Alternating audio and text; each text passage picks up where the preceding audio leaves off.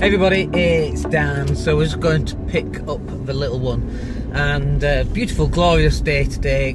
We're here in Spain, and it's, I don't know what it is, it's like 22 degrees, something like that, so it's really nice.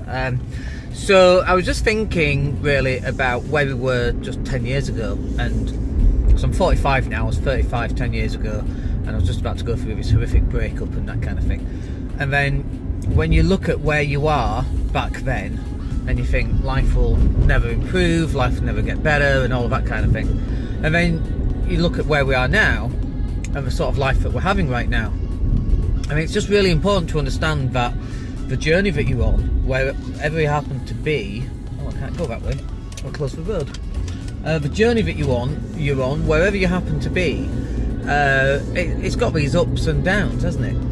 And when it's got these ups and downs, when you're feeling down, and sometimes you're down for quite some time, it can be really disheartening to understand what you can do about that and how you can make your life change. But when I look at what happened in my life, I had a decision to make. I could either just put up with it and, you know, give up, if you like, and know that that's what my life is going to be like for the rest of my life, or you can go the other way, which is to go, okay, so that's not the result that I was after, what can I put in place in order to get those changes in my life? And so the point here is that you shouldn't be focusing on what's happened, you should be focused on where you're going. So sometimes you're so busy looking at what's gone on that it's very difficult to look towards the future and see what potentially could be there. But that's where the idea starts. It starts with this concept of, I don't want to be where I am right now, where do I want to be? And then you head towards it. And obviously, you know, 10 years ago, that didn't happen overnight for me. It took a number of years for that to happen. And I think that when you see all this stuff on Instagram and Facebook and YouTube, and people are doing this, having great times and buying nice cars and living in beautiful places, right?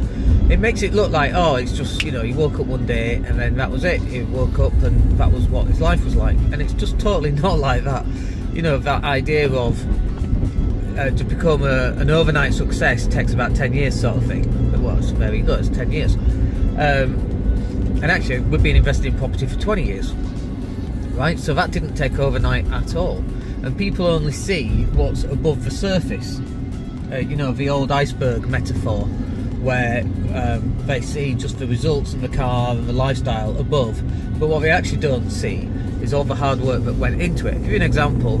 So I finished work at 2 AM this morning. It's now 4 PM-ish, but I finished work at 2 AM this morning, and I was up at 7 o'clock, 7:30-ish, and I was working again from then. And that's not the first time this week